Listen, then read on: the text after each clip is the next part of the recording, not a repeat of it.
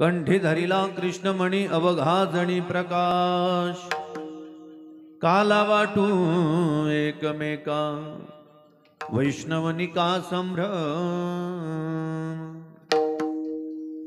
वाकुलिया ब्रह्मादिका उत्तम लोका दाखव, काला वाटू एकमेका वैष्णवनिका संभ्रम। तुका म्हणे भूमंडळी आम्ही बडी वीरगाढे, काला वाटू एकमेका वैष्णवनिका संभ्रम। जय हनुमान ज्ञान गुण सागर, जय कपीस देहु लोक उजागर। रामदूत अतुलित बलधामा, अंजनी पुत्र पवन सुत नामा। महावीर विक्रम बजरंगी, कुमति निवारी सुमति के संगी। कंचन वरण विराज सुवेशा, कानन कुंडल कुंचित केशा। राम सिया राम सिया राम, जय जय राम। राम सिया राम सिया राम, जय जय राम। राम सिया राम सिया राम, जय जय राम। राम सिया राम जय जय राम। ओ पांडुरंगा करो प्रथम नमन, पांडुरंगा प्रथम नमन।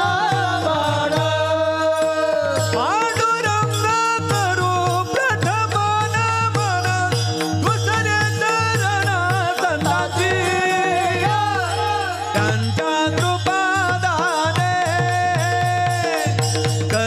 विस्तारो, बाबाजीचा गुरु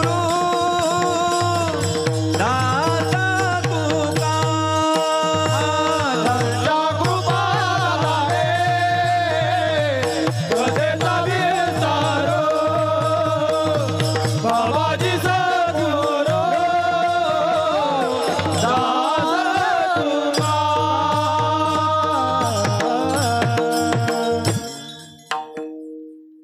पांडुरंगा करो प्रथम नमन, दुसरे चरण संतांच्या त्यांच्या कृपादाने कथेचा विस्तारू। बाबाजी सद्गुरुदास तुका, नमो ज्ञानेश्वरा नमो ज्ञानेश्वरा निवृत्ती उदारा सोपान देवा। मुक्ताबाई नमो त्रिभुवन पावनी, आद्य त्रयजननी देवाची। आता बंधुरंग भूमिका कीर्तने उभे असे लोका, टाळ मृदंग श्रोते दे घातया माझे नमदंडवत मस्तक हे पायावरी। या वारकरी संतांच्या कंठी धरिला कृष्णमणी अवघाजणी प्रकाश, काला वाटू एकमेका वैष्णवनिका संभ्रम। प्रस्तुत प्राप्त प्रसंगी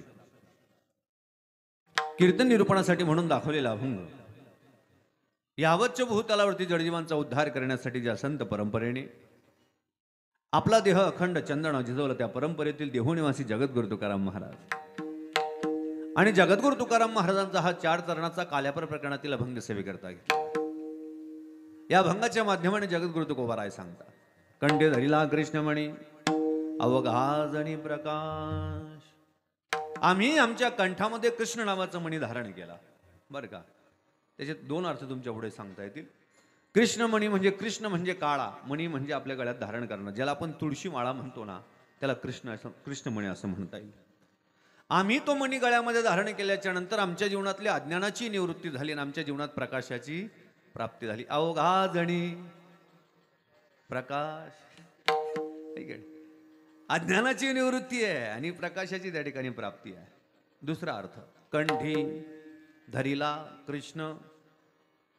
तुकाराम महाराज म्हणतात, आम्ही कंठामध्ये कृष्णाचं नाम धरलं नाही, तर मनात सुद्धा त्याचं नाम धरलं। कंठी धरिला कृष्ण मणी, मनामध्ये सुद्धा, बरं का। 2 भाव त्या ठिकाणी सांगता येतील। त्याचा परिणाम असा झाला, आमच्या आत जे अज्ञान आहे, अज्ञानाचा अंधकार आहे, ते प्रकाशाच्या माध्यमाने निवृत्तीचा मार्ग त्या ठिकाणी स्वीकारलेला आहे। आणि त्याचा परिणाम झाला काय, जेव्हा अज्ञानाची निवृत्ती आहे ना, तेव्हा भगवंताचं दास्यत्व त्या ठिकाणी स्वीकारलं जातं. आणि एकदा दास्यत्व स्वीकारलं गेल्याच्या नंतर मग तो अधिकारी होतो. कशाचा? काल्याचा अधिकारी होतो. जिथे भेदात्मक प्रवृत्तीचा नाश होतो तो काल्याचा अधिकारी होतो. तुकोबराय म्हणले, जेव्हा अधिकारी झाले ना, परिणामतः काला वाटू एकमेका. वाटायचा अधिकार कधी प्राप्त होतो? जेव्हा आपण त्यांच्या बॉडीत आहोत तेव्हा. बॉडीत असल्यावर वाटायचा अधिकार आहे, बॉडीत नसल्यावर वाटायचं नाही. मिळेल ते घ्यायचा अधिकार आहे बॉडीत नसल्यावर, आहे की नाही? मग ते म्हणले, आम्ही त्या देवाच्या बॉडीत म्हणजे काय, तर आम्ही त्याच्या अंकित असल्यामुळे आम्हाला मिळालेला अधिकार ते म्हणजे काल्याचे अधिकार. आणि ते अधिकार आम्ही काय करतो? वाटू एकमेका. म्हणजे पाकिटाची पद्धत आहे बरं का. वाटू एकमेका. काला एकमेकाला वाटायचा आहे, पण वाटत असताना वैष्णवांनाच आम्ही वाटू, इतरांना वाटणार नाही. ऐका, इतरांना का नाही? कारण ते अधिकारी नाहीत ना, बरं का. अनाधिकारी माणसाला जर एखादी गोष्ट दिली तर तो त्याचा उपयोग करू शकतो, दुरुपयोग करू शकतो अनाधिकारी माणसाला. म्हणून अधिकारी माणसाला ती योग्य गोष्ट दिली तर त्याचा सदुपयोग होऊ शकतो. म्हणून आम्ही जो काला देणार आहोत ना, तो अनाधिकारीला नाही देणार, तर जो वैष्णव आहे ना त्यालाच देणार. आणि मग काहो, जे वैष्णव नसतील त्यांचं काय? म्हणले, त्यांना संभ्रम पडेल, मिळतो की नाही मिळतो, आहे की नाही. बऱ्याच लोकांना संभ्रम होता, पण ते 27 तारखेला निरसन झाला नाही का, मिळतं की नाही मिळतं. मिळालं समजा, त्याचा परिणामच आहे का ना. संभ्रमाचा विषय जर सांगायचा म्हटला ना, जेव्हा तुम्ही त्याचं दास्यत्व स्वीकारतात ना, तेव्हा तो तुमचं सर्व त्या ठिकाणी केअरटेकर बनत असतो. आणि परिणामतः वैष्णवानिका संभ्रम, वैष्णवांच्या व्यतिरिक्त जे आहेत त्यांना संभ्रम पडला. मग ते वैष्णवांच्या व्यतिरिक्त कोण? वैष्णव कोणाला म्हणावं? डेफिनेशन काय आहे, त्यांची व्याख्या काय आहे? वैष्णव त्याला म्हणावं जो कृष्ण कृपा अंकित आहे, जो त्याचा दास आहे, जो त्याचा भक्त आहे, तो वैष्णव आहे. ज्याने ऊर्ध्व पुंड्र माळ नाही का, ऊर्ध्व पुंड्र कपाळा लावला आहे, गळ्यात तुळशी माळ आहे, तो वैष्णव आहे नाही का. वैष्णवांच्या नियमाप्रमाणे जो आचरण करतो ना, तो वैष्णव आहे. जो भक्त आहे तो वैष्णव आहे, आणि जो भक्त नाही तो वैष्णव नाही. मग स्वर्गातले देवता वैष्णव नाहीत, ते देवाच्या कॅटेगरीत आले. मग त्या देवांमध्ये वाटलं की आम्हाला सुद्धा तो मिळावा. तुम्हाला सर्वांना माहिती असेल, काल्याचे असे देव जडी झाले नाही का. काल्याच्या अपेक्षेने देव सुद्धा मासे झाले बरं का. पण तुकोबराय म्हणले, ते जरी मासे झाले असतील तरी ते अधिकारी नाहीत, त्यांना संभ्रम आहे. कथाभाग माहिती आहे तुम्हाला. काल्याचं चिंतन चाललंय, खडकी सोड येल्या मोठा नाही का. आजचा दही काला गोमटा. प्रत्येकाचे शिदोऱ्या एकत्रित आल्या. शिदोरी एकत्रित आल्याच्या नंतर देवाने सांगितलं, तर चला सर्वांनी आपापले शिदोरे एकत्रित करा. काला झाला, सर्वांनी पोटभर खाल्लं, बरोबर. आता काला खात असताना देवांना कळालं, स्वर्गीचे अमर त्यांना कळालं, आणि कळाल्याच्या नंतर ते म्हणले आपणही काला खाऊया. पण काला खाण्यासाठी जेव्हा ते सर्व आले ना, तेव्हा देवाने त्यांना इग्नोर केलं, त्यांना बाजूला केलं, की तुम्ही काल्याचे अधिकारी नाहीत, बरोबर. तुम्हाला काल्याचा अधिकार नाही, कारण तुम्हाला भक्त व्हावं लागेल, तेव्हा तुम्ही काल्याचे अधिकारी होणार. ते म्हणले नाही नाही, आम्हाला बसू द्या पंक्तीत. देवाने पंक्तीतून उठून लावलं, काला मिळाला नाही. ब्रह्मदेव म्हणे इथे नाही मिळाला तरी सुद्धा आम्ही काला खाल्ल्याशिवाय राहणार नाही. सर्व गोपाळांचा काला खाल्ला गेला. मग गोपाळ म्हणले, चला आता यमुनेमध्ये हात धुवायला जाऊ. देवाने सांगितलं, गडबड करू नका, यमुनेत हात धुवायला जाऊ नका, कारण ज्यांना या पंक्तीतून उठवलंय ना ते त्या पंक्तीत बसलेले आहे. म्हणजे यमुनेमध्ये ते जाऊन बसलेत, मासे बुडून बसलेले आहेत. तुम्ही यमुनेमध्ये जर हात धुवायला जाणार ना, बरं का, तुम्ही यमुनेमध्ये जर हात धुवायला जाणार, तुमच्या हाताला लागलेलं काल्याचे कण त्या पाण्यात जातील, आणि पाण्यात गेलं तर ते पाण्यातले मासे ते कण खातील. म्हणजे त्यांना अधिकार नसताना तो काल्याचा प्रसाद प्राप्त होईल. म्हणून तुम्ही हात धुवू नका. म्हणे देवा, हात धुतला नाही तर हात उष्टा राहील, आणि हात उष्टा जर राहिला ना तर त्या ठिकाणी सुरापान म्हणजे दारू पिल्याचं पाप राहतं, बरं का. एक सूत्र आहे, जेवण करायला बसल्याच्या नंतर आपण जेवण बसतो ना, मग आपल्यासोबत व्याही जावाई शेजारी पाजारी कोणीतरी बसलेलं असतं समजा, आणि मग आपण जेवण करतो, आणि जेवण करताना आपलं जेवण झालं, स्वर्ग मिळतो. आपलं जेवण कमी झालं, जेवणाचा परिणाम असा होतो की आपलं आवरलं गेलं की आपण हात धुत नाही. का धुत नाही, तर त्याचं बाकी आहे ना, म्हणून आपण हात धुत नाही. पण शास्त्र असं म्हणतं, जर तुम्ही हात धुतले नाही, तुमच्या हाताला लागलेलं अन्नाचं कण, बोटाला लागलेलं अन्नाचं कण वाळलं, सुकलं, कोरडं झालं, तरी तुम्हाला दारू पिल्याचं पाप आहे. म्हणून हात धुवून बसायचं, हात धरून बसायचं नाही. आपल्या लोकांना घाण सवय, हात धुतच नाही आपण, वाट डगतो. बरं, मग आपलं काय जेवण झालं का आपण गपचूप बसतो का? नाही, आपण त्यांकडे पाहतो. तो विचार कर, त्यानं वैगे मन रागे, तो उचल गोया दाब नाही सारखं पुढे. त्याचंही जेवण पुरं होईन आणि याची अवस्था खराब आहे. म्हणून हात धुवून बसायला पाहिजे. गोपाळ म्हणले, देवा अरे ते हात धुतले नाही, अन्नाचं कण लागेल, ते कोरडं झालं असेल, आणि ते जर कोरडं झालं तर मग आम्हाला पाप लागेल ना. देव म्हणले काळजी करू नका, मग ते हात पुसा, धुवू नका. काय करा, ते पुसा. कुठे? फॉलो बॅक, नाही का, मागे पुसा. हा, कारण आपल्या शरीरामध्ये प्रत्येक ठिकाणी एक देवाचं स्थान दिलेलं आहे, पण तेवढी एकच जागा आहे टेरी, तिथे काहीच नाही. हो, तिथे हात पुसायला लावला. मग जेव्हा सर्व गोपाळांनी तिथे हात पुसले, काला खाल्ला, वैष्णव म्हणून स्वीकारला, ज्या देवांना त्या काल्याची अपेक्षा होती ते मासे झाले, त्यांना मास्यांना तो काल्याचा प्रसाद प्राप्त झाला नाही, म्हणजे ब्रह्मादिकांना प्रसाद प्राप्त झाला नाही. शेवटी गोपाळ त्यांना वाकुल्या दाखवतात. अरे तुम्ही देव जरी असले, तुम्ही ब्रह्मादिक जरी असले, तरी तुम्ही वैष्णव नाहीत, म्हणून तुम्ही काल्याचे अधिकारी नाहीत. बघा, काल्याचा अधिकार कोणालाही प्राप्त होत नाही. वैष्णव व्हावं लागतं, गळ्यात तुळशी माळा धारण करावी लागते, त्याचा भक्त व्हावं लागतं, त्याचं दास व्हावं लागतं. वाकुलिया ब्रह्मादिका वैष्णवनिका वाकुलिया ब्रह्मादिका उत्तम लोका दाखवू. उत्तमातले उत्तम लोक जरी असले तरी ब्रह्मादिकांना सुद्धा वाकुल्या दाखवण्याचा अधिकार आमच्याकडे आहे, कारण आम्ही कंठीधरीला कृष्ण.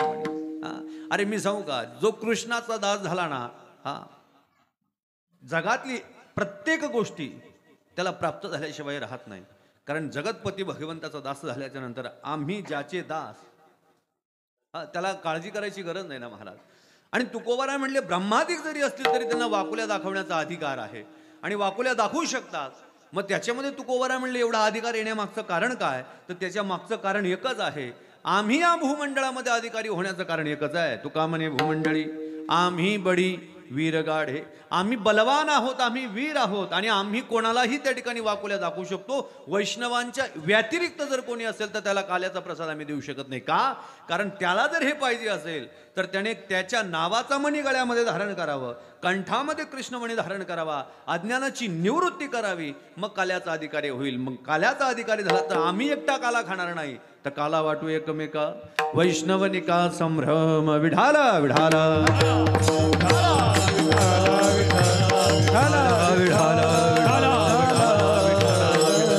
अभंगाचा सरळ सरळ भावार्थ तुमच्या पुढे मांडलाय. विस्तृत चिंतनाकडे वळण्या अगोदर थोडासा परिहार द्यायचा. तो असा, आपलं हे पुण्यपावन असलेलं श्री क्षेत्र बेळगाव पाडे, आणि या ठिकाणी चाललेला अखंड हरिनाम संकीर्तन सप्ताह वर्ष 12वे, म्हणजे एक तपपूर्तीचा अगदी शेवटचा काल्याचा 8व्या दिवसाचा कीर्तनाचा हा महोत्सव हा माझ्या वाटेला आलेला आहे. जवळजवळ 12वं वर्ष आहे, आणि मी 11व्या वर्षानंतर आलो आहे बरं का. 12वं वर्ष या ठिकाणी हा सप्त्याचा चाललाय.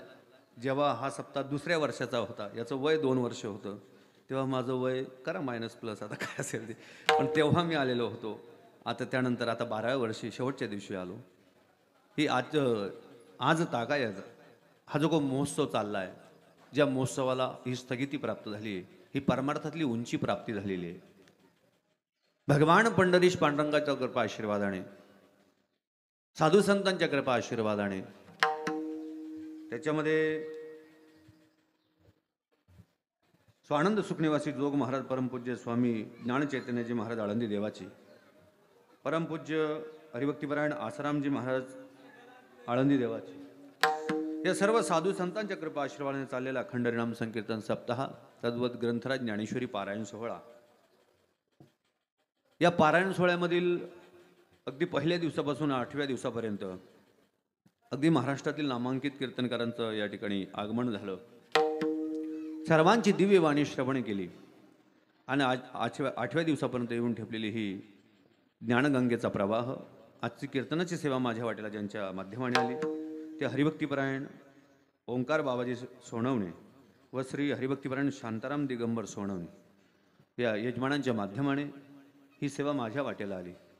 आणि आल्याच्या नंतर अंतकणाला समाधान प्राप्त होईल असं हे सर्व नियोजन, सर्व गुणीजन मंडळी, अगदी 7 दिवस आपलं अंतकरण त्या ठिकाणी ओतून हा परमार्थ वाढेल कसा याचा अट्टाहास करणारी ही सर्व गुणीजन मंडळी, सर्व आळंदीकर महाराज मंडळी, व्यासपीठावर जे या ठिकाणी उपस्थित होते ते आदरणीय मोहन महाराज अजंकर महाराज या ठिकाणी उपस्थित आहेत. मृदंगावरती उपस्थित असलेले निवृत्ती महाराज, आदरणीय निवृत्ती महाराज, महाराष्ट्र सुंदर गोड वाजवतात. तब्येतीकडे जाऊ नका, तब्येतीच्या पलीकडे त्यांचं वाजवणं आहे, गोड वाजवणं आहे. सुंदर असा मृदंग वाजवण्यासाठी निवृत्ती महाराज या ठिकाणी उपस्थित आहेत. गायनासाठी ज्यांची उपस्थिती आहे रामेश्वर महाराज, ज्ञानेश्वर महाराज दोघं उपस्थित आहेत. निवृत्ती महाराज आहेत, अगदी सर्व टाळकरी आहेत. 2 चोपदार आहेत, 2 झेंडेकरी आहेत, हे सर्व टाळकरी आहेत. खूप सुंदर असं नियोजन आहे. आणि माझा ध्वनी तुमच्यापर्यंत पोहोचवण्याचं जे काही संसाधन आहे, ज्याला ध्वनी शपक असं म्हणतात, आमचे साऊंड सिस्टीम, अगदी आमचा आवडता, अगदी पंचक्रोशीत सध्या तरी नाव आहे. सिस्टीम म्हणजे सिस्टीम. आमचे नानाभाऊ, एकदा सर्वांनी त्यांच्यासाठी टाळी वाजवा. गोड सिस्टीम आहे, निश्चितच नाव कमावा बरं का. अहंकाराचा वारा न लागो राजसा, माझे विष्णू जासा भाविकासी. कारण जेव्हा काय झालं बरं का, एक सुंदर मोठं झाड होतं, आंब्याचं झाड होतं, डौलदार झाड, अगदी सावली मोठी होती. त्या झाडालाच्या जवळ पावसाळ्याच्या कालावधीमध्ये एक छोटंसं झाड उगवलं. ते वेल होतं. ते झाडावर चढायला लागलं. झाड म्हणलं काय हरकत काय, चढू द्या ना. किती शेवटी आपल्या अंगा खांद्यावर आपलंच म्हणून आपण त्याला वाढवायचं. ते वाढत गेलं. झाड म्हणलं खेळतंय, वाढतंय. पण ते वाढत असताना एक दिवस झाडाच्या वरती त्याने तोंड काढलं आणि ते झाडाला सांगायला लागलं, आज मी तुझ्यापेक्षा मोठा झालोय. तेवढ्याच झाडाचा मालक आला. अरे आंब्याचं झाड आंबे देईल, आई येईल काहीच देवा म्हणे. ते खालीन कट केलं. जरी त्याने वरती तोंड काढलं ना, तरी खालून कट केला. परिणाम असा झाला, ते वेल लवकर कोरडं झालं. आणि आंब्याचं वृक्ष आहे तसंच आहे. तसं अध्यात्मामध्ये जीवन जगताना माणसाने आंब्याच्या वृक्षासारखं राहावं, नित्य शीतलता द्यावी आणि नित्य गोड फळे त्या ठिकाणी म्हणजे विशेष आहे. अहंकाराचा वारा न लागलो असा. मी सांगू तुम्हाला, शाश्वत कोणीही नाही, अगदी तुम्ही नाही, मी नाही, पण शाश्वत आपली वाणी आहे, शाश्वत आपलं वागणं आहे. माणूस गेल्याच्या नंतर प्रत्येकाला हवंसं आणि ऐकावंसं वाटत असेल, असं जर आपलं वागणं आणि असं बोलणं असेल ना, तर महाराज माणसाने जीवनात श्रीमंती कमवून ठेवली. नंतर लई पैसा आहे पण तोंडात चांगला नाही, करायचं काय आहे की नाही. माणसाच्या जीवनामध्ये असू द्या, परंतु जीवनामध्ये आध्यात्मिक संस्कार हेच आपल्याला शिकवतात. कोण्याही जीवाचा न घडो मत्सर, वर्म सर्वेश्वर पूजनाचे. अगदी उपस्थित सर्व पंचक्रोशीतली मंडळी, आज कीर्तन श्रवण करण्यासाठी आपल्या सर्व बेळगाव पाड्यातील सर्व मंडळी, ज्याच्यामध्ये गावातली पंचक्रोशीतली मंडळी आहेत. नंतर मग आमचे दीपक दादा आहेत, आमचे शांभाऊ आगारकर या ठिकाणी आहेत, आमचे ढवळीवीरचे आप्पा आहेत, नंतर सोपान दादा आहेत, आदी करून सर्वच मंडळी, ज्यांना ज्यांना कळालं ती सर्वच मंडळी या कार्यक्रमासाठी उपस्थित झालेली आहे. आमचा राकेश दादा तो पण या ठिकाणी आहे. आदी करून सर्व महिला मंडळ, पुरुष मंडळ, गावातली पंचक्रोशीतली या आध्यात्मिक कार्यक्रमासाठी ज्यांचा योगदान, ज्यांच्या सहकाराचा योग, सर्वांनी या ठिकाणी उपस्थिती देऊन सर्वांच्या चरणी मी अभिवादन करतो. सेवेला प्रारंभ करतो. विढाल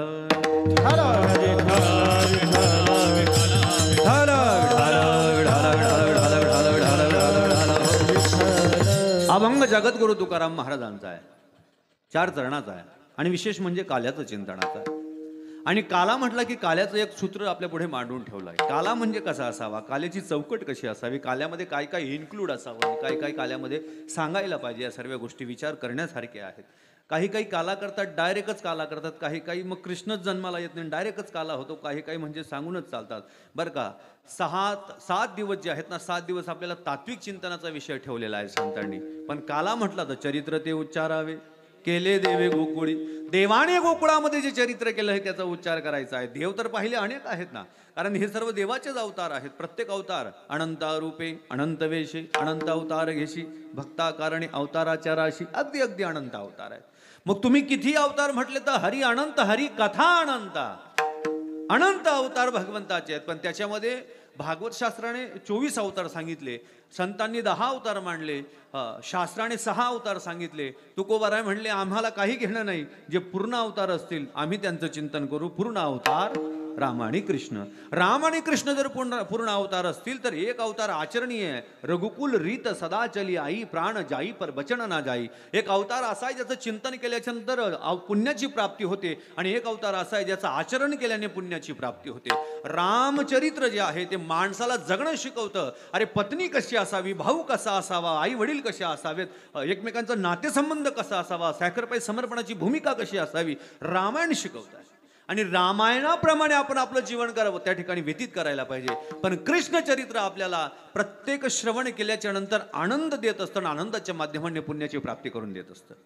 कृष्णचरित्र आचरण करून चालत नाही, कारण त्याचं आचरण म्हणजे वेगळं आहे महाराज. तो 16,108 पत्न्या करून ब्रह्मचारी आहे की नाही? तो 16,108 पत्न्या करून ब्रह्मचारी. इथं ब्रह्मचारी असताना शंका आहे. हा प्रश्न आहे की नाही? मला म्हणायचं काय, तो कामने नटधारी भोग भोगोणी ब्रह्मचारी. अरे त्याचं नवल काय, विषय काय? हा, ज्याने विश्वाला व्यापून धरलंय, विश्व व्यापक कमळापती, तोच गवळणीच्या कडेवर बसतो. मग गवळण मोठी का तो नाही?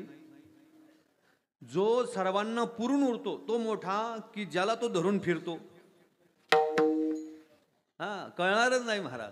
कारण निर्माण जर सर्वांचं करतं तर ज्याने धरलंय तो सुद्धा त्याच्या निर्माणातच आला ना. ती गवळण जर त्याला धरत असेल, ती गवळण सुद्धा निर्माण करणारा कोण? आपा. हा, तोच. मग तोच जर असेल आणि तीच गवळण त्याला धरते, मग गवळण मोठी का तो? त्याचं कोळं समजूच शकत नाही महाराज. हा, कारण भगवंताचं विशेष आहे, जो सर्वांना तृप्त करतो ना, त्याला यशोदा माता तृप्त करते.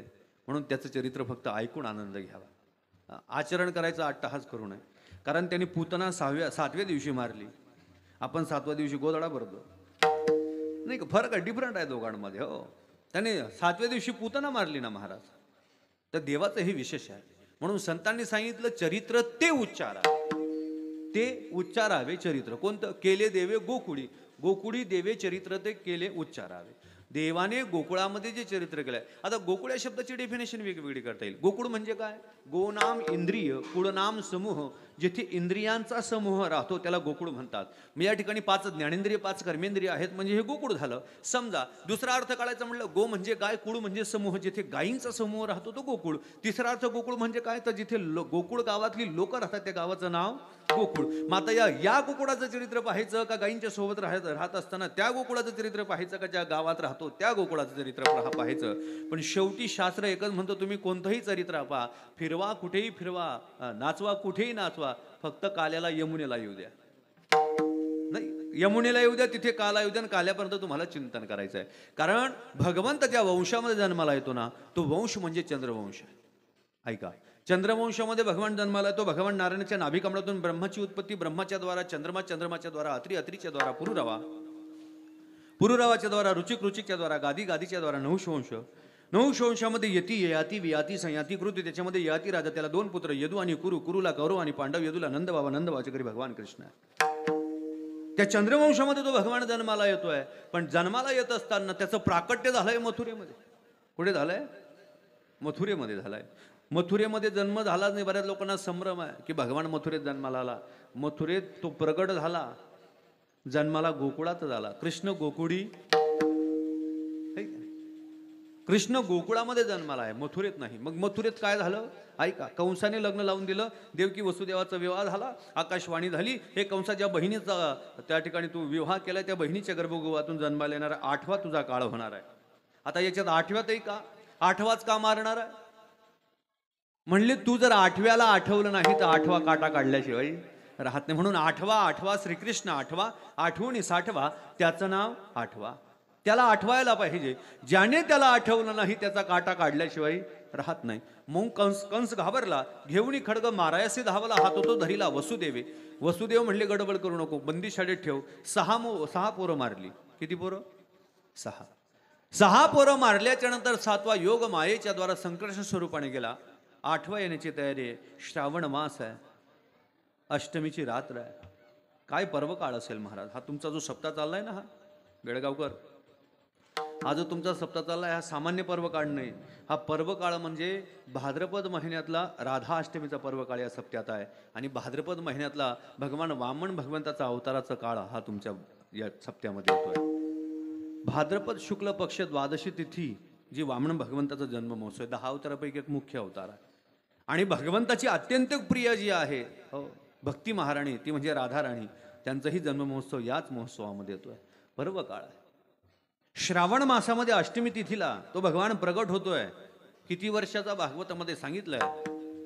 किती वर्षाचा प्रगट होतोय? 8 वर्षाचा, 8 फुटाचा, चतुर्भुज स्वरूपामध्ये. शंखचक्र गदा आयुध धारण करून आईच्या समोर उभा राहतोय आणि आईला सांगतो, आई ज्या कंसाने तुझी 6 पोरं मारली ना, त्या कंसाला मारण्यासाठी मी प्रकट झालोय. काय सांगितलं? अयोनी संभव नोही काही श्रमी, नामयाचा स्वामी प्रगटला. अयोनी, योनीने जन्म घेतात, अयोनीने प्रगट होतात, बर का. आणि अयोनी भगवान प्रगट झाला. किती वर्षाचा? 8 वर्षाचा. कधी पाहिला का ताई 8 वर्षाचा पोरगा? हा, नाही नाही नाही नाही, एवढा नाही पाहिला. पण भागवत म्हणले 8 नाही 12 वर्षाचा पण पोरगा आहे जन्माला आला, नाही की नाही. ब्राह्मणाचं पोर एका खेळाचे व्याहाले, 12 वर्ष लपाले रे, कापत कापत बाहेर आले, नागवेची पळून गेले. 12 वर्ष आईच्या गर्भात राहिला महाराज, भगवान शुकदेवजी महाराज. आता तसं नाहीये. आईच्या गर्भात जास्तीत जास्त 9 महिने 9 दिवस. त्याच्यातही डॉक्टरांना टेन्शन राहतं, नॅचरल डिलिव्हरी केली की निघणार नाही, म्हणून अगोदरच पाणी कमी आहे, बाळ फिरून गेलेलं आहे, सिझरिंग करा आणि मग जन्माला घाला. मग तू कमी दिवसात, मग आपला म्हणा इथला काय अपरा आहे तू रे, म्हणजे कमी दिवसात जन्माला आला तर अपुरा झाला. आणि एखादा जर आईच्या गर्भामध्ये 11 महिने राहिला, बरं का महाराज, 11 महिने जर आईच्या गर्भात राहिला मग जन्म घेतला, त्याला लोक आक्करमाशा म्हणतात. काय म्हणता? आक्करमाशा. म्हणजे 11 महिने आईच्या गर्भात राहिला म्हणून आक्करमाशा. 11 म्हणजे आक्कर, माशा म्हणजे मास म्हणजे महिना. 11 महिने आईच्या गर्भात. आणि 12 महिने जर आईच्या गर्भात राहिला तर 12 माशा. आईच्या गर्भातून प्रगट झाले, जन्माला आले नाही, 8 वर्षाचे चतुर्भुज स्वरूपामध्ये. आई म्हटली, बाळा तू मारशील, कारण तुझं कामच आहे ना, परित्राणाम साधूनाम विनाशाय दुष्कृताम धर्म संस्थापनार्थाय संभवामी युगे युगे. तू साधूचं रक्षण करायला येतो, दृष्टाचा संहार करायला येतो. पण ज्याच्यासाठी मी साधना केली ना 80 वर्ष, 80 वर्षाची साधना म्हणजे मी तुझी आई व्हावीन, मला मातृत्वाचा आनंद तू द्यावा, म्हणून मी साधना करून तुला प्रगट करले. भगवान म्हटले, मग मी लहान होईल, मोठा आहे म्हणून मी तुमची काळजी घेणार, आणि मी जर लहान झालो तर तुम्हाला माझी काळजी घ्यावी लागेल, बरं का. देवाचा स्वरूप आहे. भगवान लहान झाले आणि मग रडायला लागले. नंदाच्या घराला मज नेई गोकुळाला, मला नंद बाबाच्या घरी न्या. पण नेणार कोण? हातापायामध्ये बेडे आहे की नाही. वसुदेवजी म्हणले, अरे देवा नेलं असतं पण पायामध्ये बंधन आहेत. देवाने म्हटलं, देवा ऐका ना बाबा, ही तुम्हाला बंधनं दिसत असतील, भगवान कहते सुनो, तुम 1 कदम मेरी ओर बढ़ाओगे तो मैं तुम्हारे लिए 10 कदम ना बढ़ाऊ तो क्या. भगवान के लिए 1 कदम तो आगे बढ़ाओ, देवासाठी 1 पाऊल तो पुढे टाका. जेव्हा तुम्ही 1 पाऊल पुढे टाकतात ना, तो तुमच्यासाठी 10 पावलं त्या ठिकाणी टाकल्याशिवाय राहत नाही. उचलीला कमळापती बंधने पायीची गळती. देवाला डोक्यावर घेतलं, हातापायातली बंधनं नाहीशी झाली आणि सर्व द्वारपाल झोपले, दरवाजे उघडले, यमुनेपर्यंत पोहोचले. आणि यमुनेमध्ये पोहोचल्याच्या नंतर